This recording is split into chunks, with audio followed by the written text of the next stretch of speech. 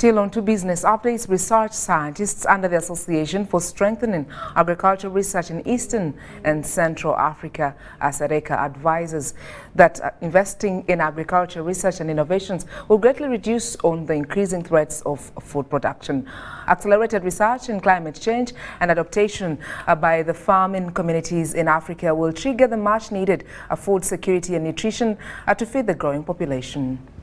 Focus on adaptation to a changing climate through adapted breeds and varieties, for example, heat-tolerant livestock breeds, strains and crosses, to provide solutions for climate change. According to research scientists, climate-smart agriculture is the way to go if Africa is to improve food systems and adapt resilience to climate change.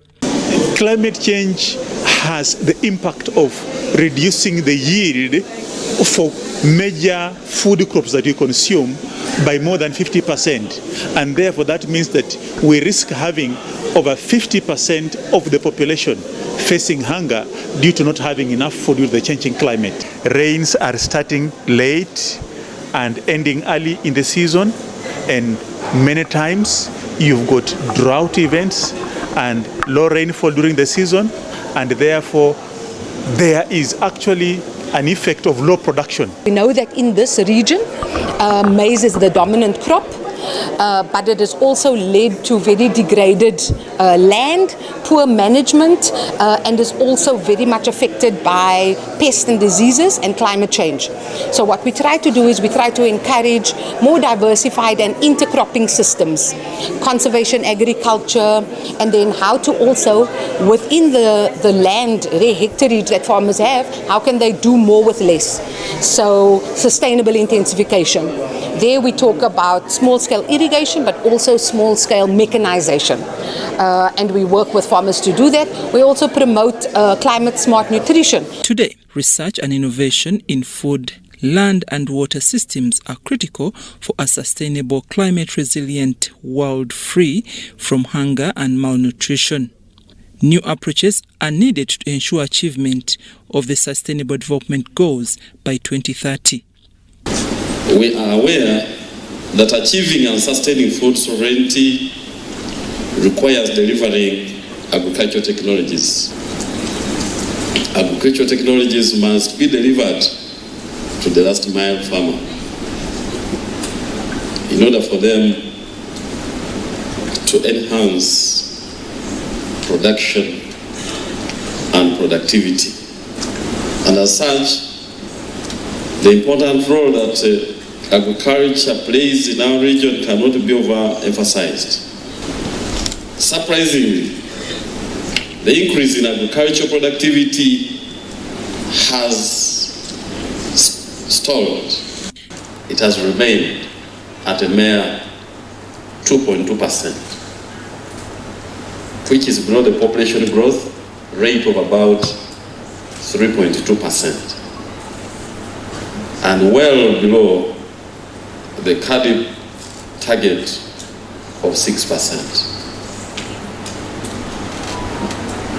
Therefore, as government of Uganda, we have a challenge to double our efforts to ensure that we reverse that situation.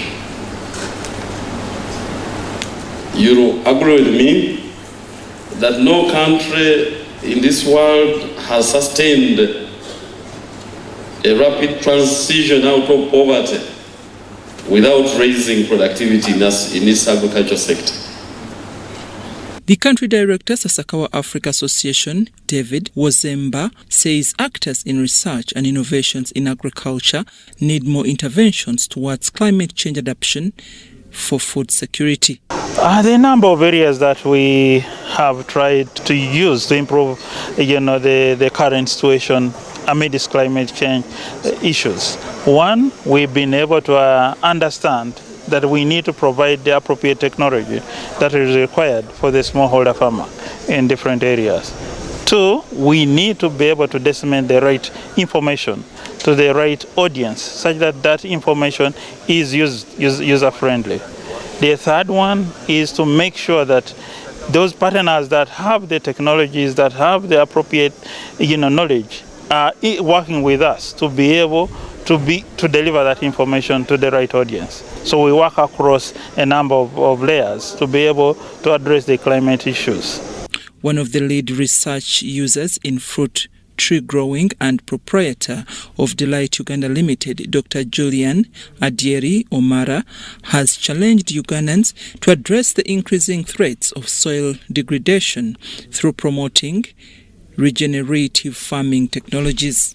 So we have trained 550 outgrowers on how to handle soil and water conservation, how to trap the fertility which used to be a runoff water, so we retain the fertility in the valleys and we plant trees. Omara is cognizant of the increasing youth unemployment, which she says have had a solution in adapting fruit farming on Hanoya Delight Farm Institute.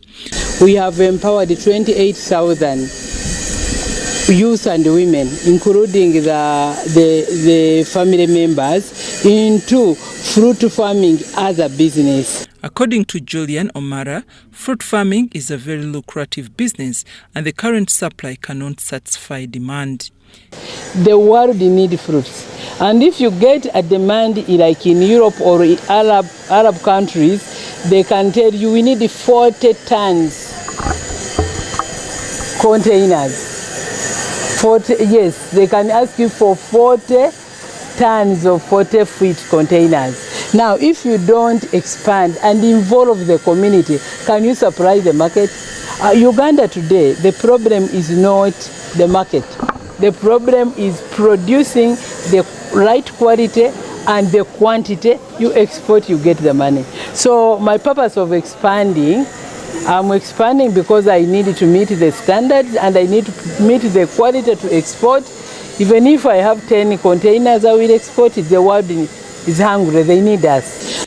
Meanwhile, threats of aflatoxin contamination in Uganda food products will soon be no more, as scientists from the International Institute of Tropical Agriculture and the National Agriculture Research Organization have finalized the development of AflaSafe technology.